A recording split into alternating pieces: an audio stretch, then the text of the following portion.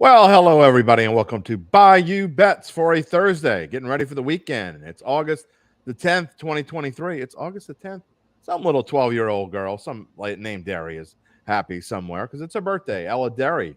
She told me, she said she wanted me to give a shout out on the show today, and here I am leading off the show with it. So it is little Ella Derry, which is not little anymore.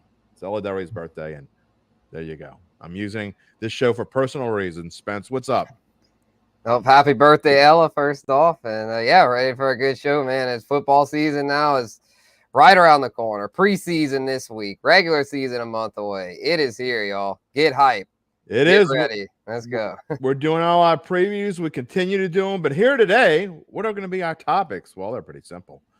We're going to be talking about a lot about the Saints, the starters to see playing time against the Kansas City Chiefs. How much? Well, we'll talk about that here.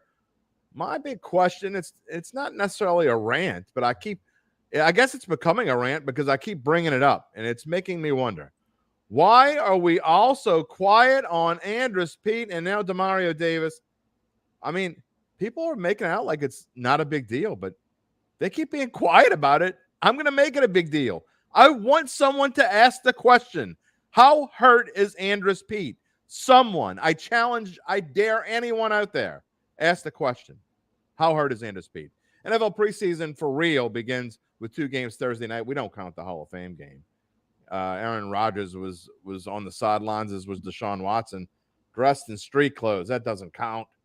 So, in earnest tonight, it's the Houston Texans, the New England Patriots, also the Minnesota Vikings against the Seattle Seahawks. Yeah.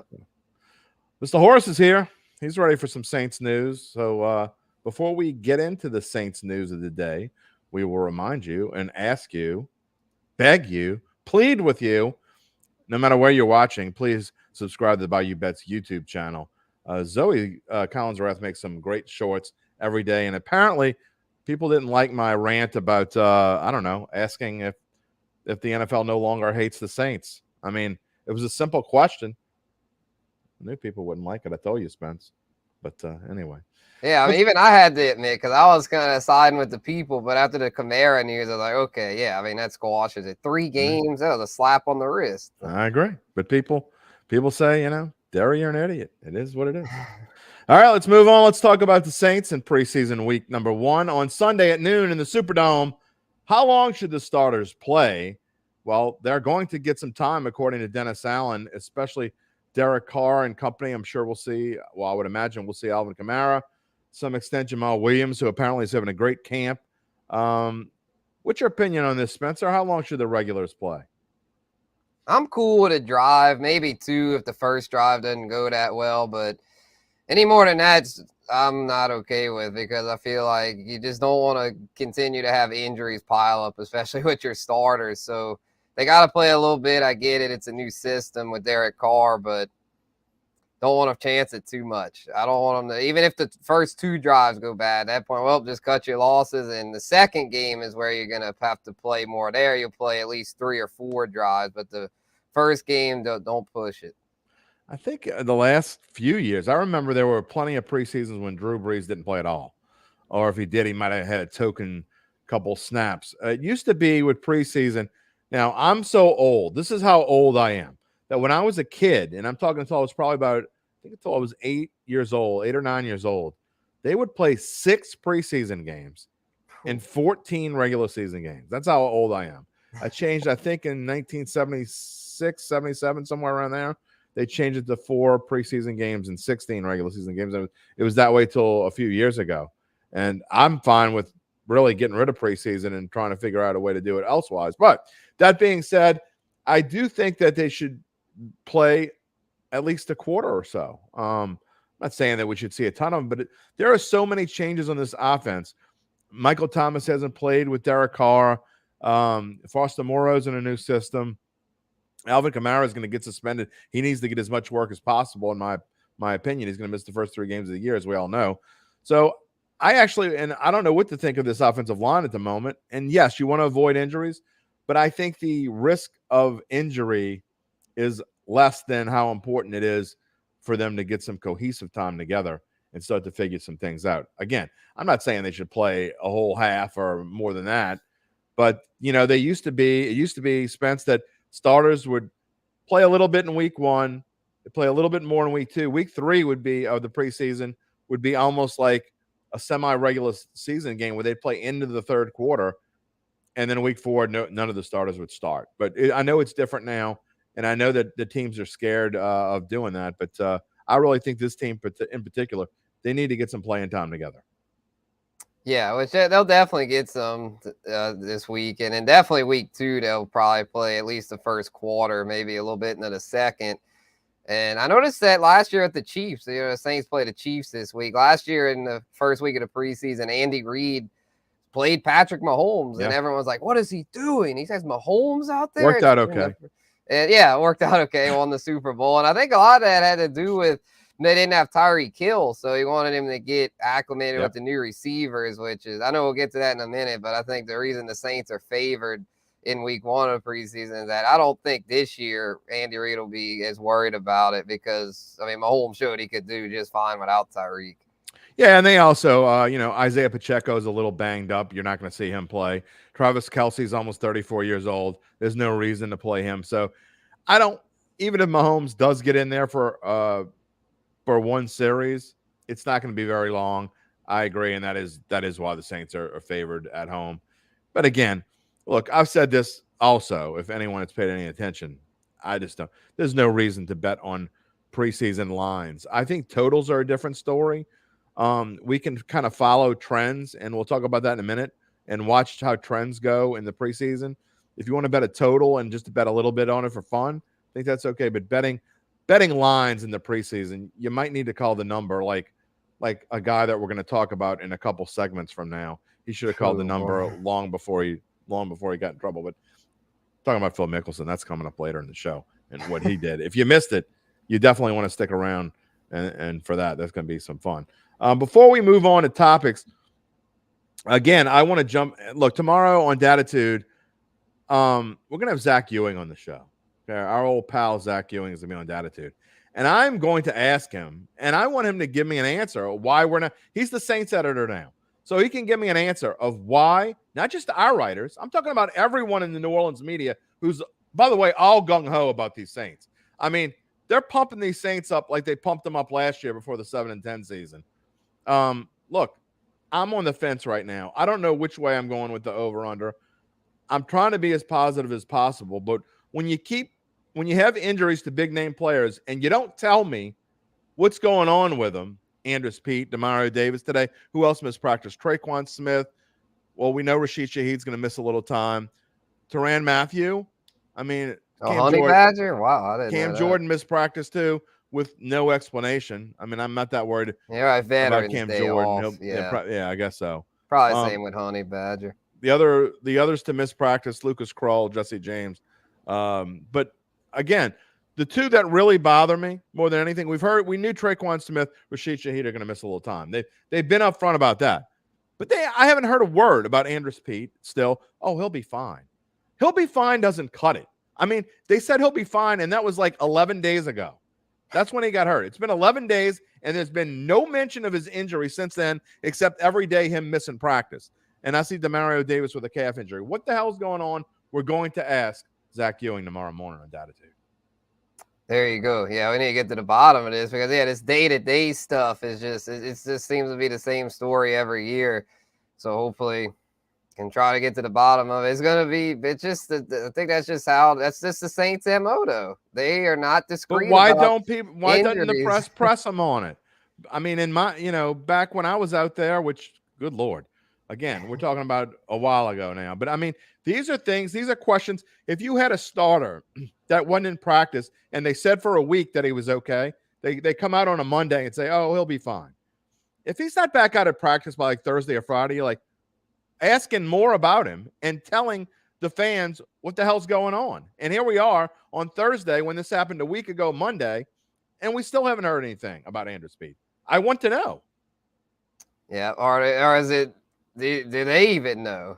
Maybe they don't. So tell us you don't know. But somebody needs to ask the question is my point. So anyway, I harp on it because I care and I love. right? Yeah, for sure. I think one thing I noticed with the futures here, the division creeping even more in the Saints' favor. It was plus 115, now to plus 105. So they have missed the boat with the Saints to win the division because it seems like that number is getting lower and lower. Again, that's in part, we talked about it the other day, because Alvin Kamara's suspension. I think a lot of people thought it would be 4 to 6 games. I think most sensible people thought it would be 4 to 6 games. Saints homers were hoping it would be, not hoping, they were, oh, it's going to be 1 or 2 games. Well, you still got a Christmas present in August. It was 3, and you should be thanking your lucky stars. But this regular season win total at 9.5 minus 110 now, that is definitely creeped up. So maybe these numbers aren't going to get any better if you want to bet on the Saints to win 9 10 games. I mean, I'm not touching that with a stick. And the Saints Super Bowl number at plus 3,500 at Caesars.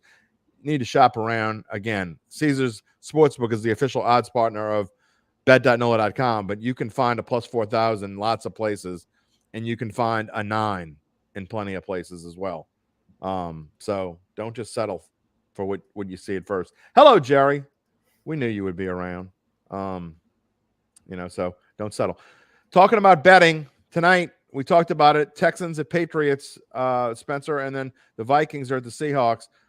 The visiting team is a 3-point favorite in game number 1. The road team is an underdog in game number 2. But what I like more than any of this, again, this is a number you could shop around, but totals. I went back and looked last year. The overs in preseason games in week 1. The books kind of overcompensated for that low scoring that we had that 1 year in 2021, and they still haven't changed it all that much. It's a little different now, but 37.5, it seems like a low number. For preseason, it's not all that low. That's actually middle of the pack, but I like a lot of overs. 12-3 last year, 12-4, excuse me. In week 1 of the preseason, the overs hit 12 out of 16. Wow. That's significant. The freaking 75% hit rate. I don't think that'll happen again, but I definitely do like the over. And I know he had it as our daily best bet today. Texans, Patriots, like Bill O'Brien. I know it's just preseason. Bill O'Brien, he's gonna wanna show what he's got against the Texans. Sure. And the Texans, 100%. Have their new system in place. They're gonna play their starters a lot. So I see that turning into a shootout. I could see that for sure. CJ Stroud is going to, I bet he might play for a whole half tonight. You want to talk about someone who needs to get their feet wet. And the Patriots, here's a little fact about the Patriots. In their first exhibition game, going back in time, they have scored 21 or more points since 2016, every single preseason week 1 game they played. I know that doesn't sound like a huge sample size, but it just goes to show they do like to get off to a faster start in preseason. And, you go back a couple years, they were scoring like 30 points in game number 1. So if the Patriots just score their regular 21, 24 points, then you're talking about the Texans only need to score 14 to get over. So I like this over a lot tonight. It is our best bet. Again, I don't mind totals in preseason, but don't touch lines and spreads because you don't know how much teams are going to care, not care, who's going to play, who's not going to play, who's going to get hot, who's not, all those things. So I wouldn't play any lines, but I do like the over, especially in the first game. In the second game, I don't mind it as much, even though you probably won't see hardly any starters playing in that one. Right. Yeah, that one I might lean the under because I see that being kind of ugly because both those systems are in place, like Kirk Cousins, Geno Smith. I doubt he'll play much. So, If anything, both those teams are working more to fix their defenses. So their defensive starters probably play deeper into that game. Yeah, I probably wouldn't touch that either way. But, again, our best bet of the day is the over 37.5 in the Texans-Patriots game for the reasons we stated above. All right, we're going to come back a little bit to the NFL because my rant is on the Saints and something that's been talked about the last couple of days and potentially moving camp. So that is going to be my rant. So we're going to come back to the Saints in a little bit, but I encourage you all to listen to the rant because you know me, I like to rant. It's one of the things I do best. We are going to move on, and I'm going to talk about the ACC and all the story this week, Spencer, about the Pac-12 and the dismantling of the Pac-12, which kind of left California and Stanford out in the cold. There was talk they may join the ACC, doesn't look like it's going to happen right now because that kind of got poo-pooed a little bit. And Notre Dame, I think, wanted Cal and Stanford in there. Maybe it would help get Notre Dame into the ACC in football. I don't know, but looks like they're not going to have a place to play as of right now unless the Pac-12 maybe merges with the Mountain West. I know we're a little ways away from that having to happen, but, man, you got to be upset if you're a Cal or Stanford fan. Yeah, definitely, because it wasn't all that long ago that those schools were pretty competitive. Right. I mean, they've got a lot of notable NFL players. I mean, just like Christian McCaffrey went to Stanford, Keenan Allen went to Cal. A lot of talent out there, but their football Aaron programs. Rodgers. Yep. He's a Cal grad. Yep. Yeah, they're definitely not where they used to be, and as a result, they're struggling to find a home. But if I'm the ACC, I don't want them unless that gets me Notre Dame. If it gets me Notre Dame, yeah, bring them on because Notre Dame brings so much extra revenue. But if that's not going to move the needle as far as getting Notre Dame in there, to me, Cal and Stanford would just be kind of dead weight, especially considering how far you'd have to travel. Yeah, and I don't understand. I mean, already asked how far is Stanford falling off. I mean, to me, it's more of I hate. We call these conferences kind of back in the day when the Saints and Falcons played in the NFC West and how stupid it was that we use geographics as titles for these conferences and for divisions. I just think they're dumb. It doesn't make any sense to me. Some of these names that we have in these ACC, they're even thinking about bringing in a Cal and a Stanford. Atlantic Coast, bringing in teams from the Pacific Coast. Makes no sense whatsoever. But we'll see what's going to happen with Cal and Stanford. They're going to have to find a place to play. Something's going to have to happen with the Pac-12, and I think eventually they'll find some kind of solution. But I said it the other day. I think the ACC is they better figure something out because they're going to follow in the path of the Pac-12 at some point. We talked about the potential and possibility. It hasn't been talked about a bunch, but we could easily see Clemson and Florida State joining the SEC and forming some superpower conference. I mean, it's not far-fetched at all.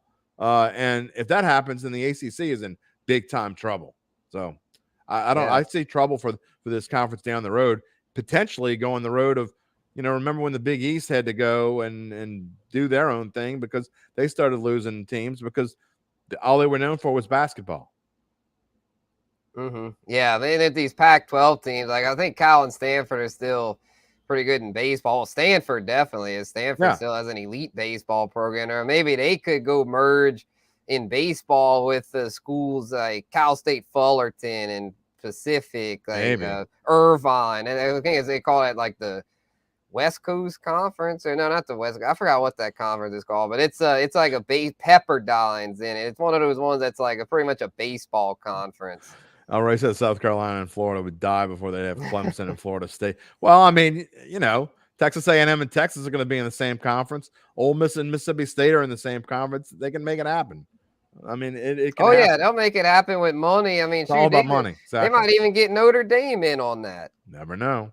It's possible. I think you're going to see we've seen major changes already. We're going to see even more going forward in the next 2 to 3 years, especially as these playoffs expand. I think it's going to turn into a Power 3. It's already down from Power 5 to Power 4 conference. I think it's going to be Power 3. I think there's going to be 3 conferences left. We'll see what happens after that. All right, moving on to our last topic before we get to our rants of the day. And I don't know how many of you heard about this, and if you haven't, go look it up. But book came out. I'm not exactly. I don't know if excerpts came out from the book or the book itself came out, written, and a certain I think he's a bookie, wrote a story about gambling and all that.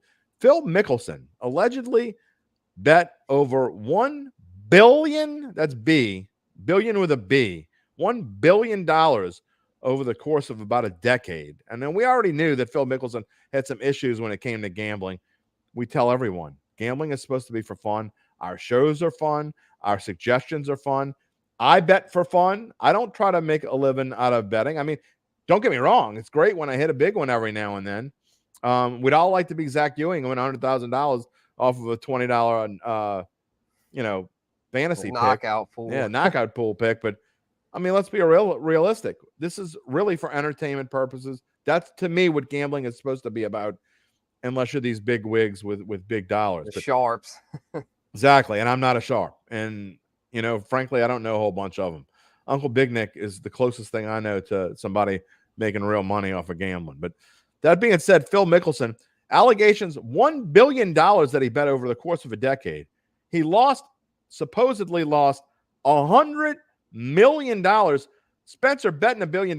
He could have bought the Miami Marlins for 1 point, and this is today. So back then he could have had money left over. He could have bought the Miami Marlins for less than $1 billion. Yeah, it's just doesn't Call have the his number. priorities straight.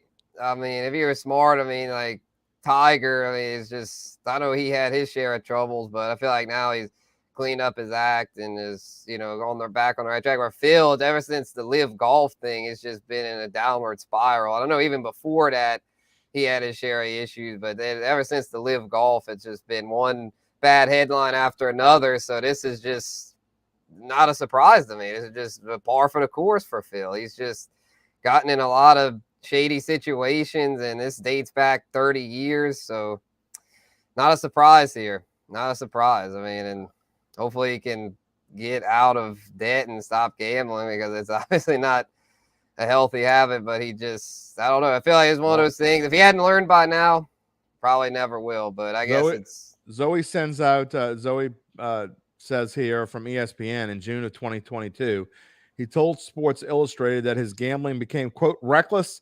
embarrassing, and an addiction. Well, I'd say so. 2 months ago, while responding to a question on social media about his gambling addiction, Mickelson said, quote, haven't gambled in years. Almost a billionaire now. Thanks for asking. Well, good for you, Phil. El Rey says that gambling is still a better use of money than the Marlins. I mean, all kidding aside, I mean, I guess owning a sports franchise, you're going to make money. Jeter got out quick. Now's probably not the time to buy a professional sports franchise, but just think about Tom Benson in 1985 buying the Saints. I think it was $75 million that he bought the Saints for. And now they're worth, I don't know, $2-3 billion. I mean, now, of course, Mr. Benson is no longer with us, but Mrs. Benson's probably not upset about the fact that the value of the Saints is going up that much. Yeah, great investment. And I mean, they're still going up. Like, it's still not a bad investment. I was close. It's going to still keep going up with it as far until the bubble bursts, which the bubble hadn't burst yet as far as revenue. So, I mean, maybe with baseball, I feel like baseball, it's probably isn't a good time to invest in a Major League Baseball team, because with the TV money kind of running dry, the Bally Sports fiasco, and it could even affect NBA too. Where NFL though, I mean, look at the Commanders. I mean, the freaking they're still, but they're still worth billions of dollars. I mean, and Zoe sends this here. Tom Benson actually bought the Saints for $70 million. I was off by $5 million. I said 75. Bought them for $70 million in 1985, and today, according to Sportico, which knows these sorts of things, the Saints are worth $3.26 billion. That is from $70 million to $3,260 million. That's quite an investment. I'm not going to even try to do the math on that. And if you want to figure it out, you can. Good for you. You're better than me. But anyway, the moral of the story is there are better things you can do with $1 billion than piss it away in gambling. I mean, unless you really know what you're doing. I mean, you could bet the under on the A's every year, probably win some money. That'd be better than. Oh, and by the way, he was also he allegedly bet on the 2012 Ryder Cup, of which he was a part of, by the way. So why isn't he getting the Pete Rose treatment? Yeah, I mean, honestly, he's just, he took things way too far. I'm not a fan of Phil Mickelson. No, I feel like most golf fans are not fans of his, and this is just, I mean, he had already buried himself, so this isn't a surprise. Yeah, well, I'm gonna be nice and leave it at that. But I've never been a Phil Mickelson fan. I loved it every time he went up against Tiger, because frankly, he got his ass kicked just about every time. So it's great. He was number 2 for a while. Now he's number nothing. All right, let's move on to our rants. Mr. Horace is what is he saying here today? Saying around 45 times what he paid. Yeah, well, your dad did the math for me. I knew it was a lot. All right, let's start with our rants. And Spencer, you got a good one. I don't know how many people saw this week, but the Baltimore Orioles play-by-play announcer, and I take a little to heart, because a lot of you know that I have a side gig that I'm a play-by-play announcer during the school year, mostly in high school. I do some college a little bit, but this one struck me, and so I thought it was a great rant for you today. The play-by-play announcer for the Baltimore Orioles was presenting a fact that the Orioles had not done well in recent history against the Tampa Bay Rays, and it got him fired. Say what? Suspended, but Oh, still, it suspended. was. Sorry. Yeah, still, it's completely out of line on the Orioles' part, because all this dude, Kevin Brown's his name, all he did was just read off a fact that the Rays, the Orioles against the Rays, 0-17 against the Rays at Tropicana Field dating back to 2017. And he just, he's like, yeah, it's been tough, but this season he was like, yeah, I think it was a 3-2 against them. It's a new season, but yeah, it's a fact. Our colleague, I think it was Tyler Wells. We had to go back to when our colleague Tyler Wells was pitching to have beat the Rays at the Trop prior to this year. And it was just stating the facts, and ends up suspended for that. Like, what the hell? That just scares me, man. That's just a scary sign for the future of sports broadcasting, because with more and more of these TV things being taken over by the individual teams, it's going to get to the point to where if these owners get too sensitive, then they're going to start censoring things where fans won't even be informed. It'll just be a bunch of fluff on the broadcast. So let's hope it doesn't get to that point. Hopefully people wake up and have enough backlash where this Orioles owner wakes up and realizes, yeah, I made a mistake. But it's just scary. It's very scary. And to think that you can't say anything negative about the team that you're covering is absurd. And that's where we are. And I can tell you, I'm not going to mention any team in particular, but there have been teams that I have covered in the past that, us as neutral observers, and we go back to asking about injuries and teams not wanting to talk about injuries.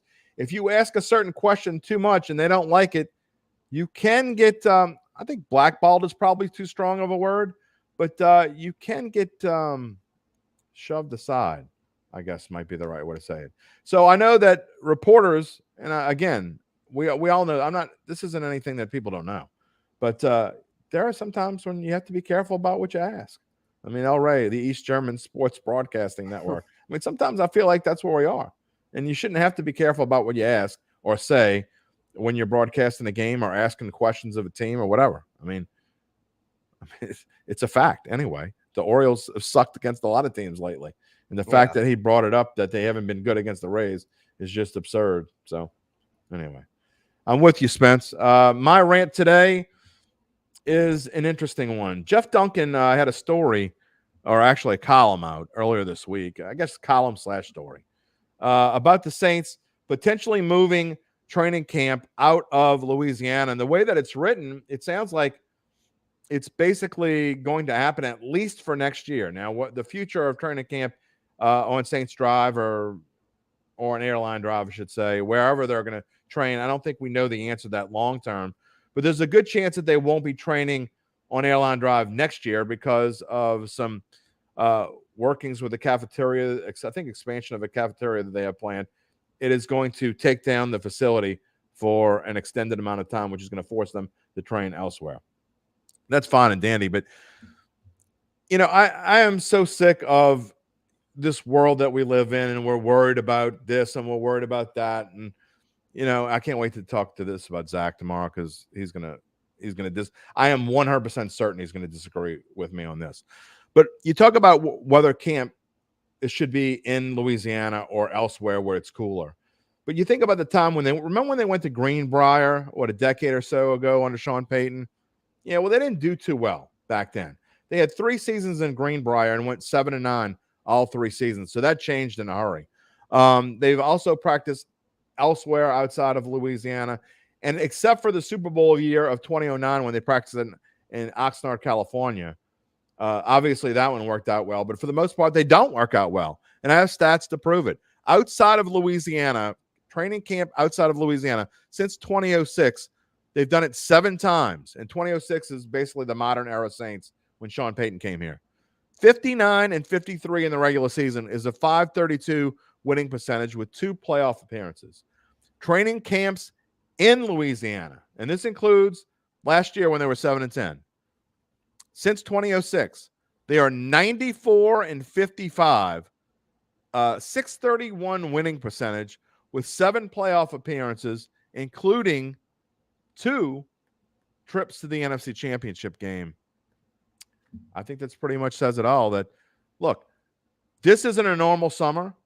It is super hot. Don't get me wrong. It is. I wouldn't want anyone to practice outside in this, but there's a reason why they have an indoor practice facility. Use it. But if it's less than 92 degrees, go outside and practice, which a normal summer, if you practice in the morning, it's going to be in the 80s. Again, this is a weird summer, and I don't think trying to move because we have one hot summer is a good reason to do so. Yeah, I think they should try it next year and see how it goes, because I do understand the point of trying to go away for a little bit and have a bonding experience, like in a different city, a little good ways away from home. But I feel like at the very least, it should at least be a hybrid thing, where if you want to do that for the first couple of weeks, okay. But then when the season's getting close, like around this time, come back home, because show out for your fans. I know the fans freaking pack Airline Drive. I mean, it's freaking, even in the freaking heat, that thing's just balls to the wall with people. I mean, it's just like loaded as far as like, and the fans are just so passionate about coming to support the team, even in a practice setting. So to me, for the fans' sake and even their sake, to get conditioned to those conditions, because early in the season, like if you have to be at Miami, for example, chances are it's going to be really hot. So, well, yeah, I mean, there's nothing that says you can't have, that may be a nice solution, a hybrid. Have the first 2 weeks of camp somewhere else, and then when preseason starts, you come home and try to treat it like you would treat a regular season. That might be a good solution. I don't know that anyone's done that, but I don't see why you couldn't. Yeah, I forgot. So I think I saw that on Twitter. Someone had suggested that, and I was like, yeah, that makes a lot of sense. I mean, that would be a good compromise, or you could have a little bit of out-of-town experience and then come back home. And then at that point, get ready for the year. And then the stats show that when the Saints train at home, they tend to do better. Well, again, there's things that I'm going to talk to Zach Ewing about tomorrow morning. Zach, by the way, our old friend, is now the Saints editor. So those are 2 questions that will definitely come up. Number 1 on my list, besides the fact we'll be talking about the Saints and Chiefs playing on Sunday at noon. But we will be talking. I will ask him about why don't we ask about Andrus Peat specifically, and just injuries in general. And if they are asking and they're not getting any answers, then why aren't we saying that we're asking and we're not getting any answers? So, and then the second thing is this camp thing will certainly come up. Datitude on all these same channels tomorrow at 10 a.m. And then I will add my monologue and my close, and that will be wherever you get your podcast sometime around noon. It's been a lot of fun. Spencer, what are your plans for preseason? How you plan on watching it? You going to watch it from home? I actually have plans to go meet some friends from the old time Picayune that I haven't seen in a long time. They wanted to meet Sunday at noon, so I guess I'll have to watch it on delay. Oh, gotcha. All right, cool. Yeah, I don't really have any plans at the moment, unless we get credentialed at the last minute. But I feel like I'll probably just, watch it from home and just kind of kick back and see what they got cooking. Hopefully Derek Carr and them have a good first drive where they can just go down the field, score, and get the hell out of there. No injuries. All right. Well, that sounds like a good plan. I'd like to see him in there for at least 2 series. But yeah, get him in, get him a little work, get him out. No injuries. That's always a plus. All right. We are going to wrap up the show. We'll be back on Bayou Bets on Monday at 4 o'clock while we will talk about the happenings of the Saints' first preseason game and look ahead to preseason game number 2 as we inch closer to the start of the regular season on September 10th. 1 month from today, the Saints will be taking on the Tennessee Titans at home in the Mercedes-Benz Superdome. Reminder that tomorrow, again, Datitude, and I keep going with my NFL team previews. We wrap up week number 3 tomorrow. We head the Las Vegas Raiders today. We finish off the AFC West with the Los Angeles Chargers, and next week it's the Dallas Cowboys and the defending NFC East champion Philadelphia Eagles as we do the NFC East next week. Should be a lot of fun. See you tomorrow on Datitude and Monday on Bayou Bets. For Zoe Collins Wrath, for Spencer the Guru Urquhart, I am Jim Derry. Peace and love, my friends.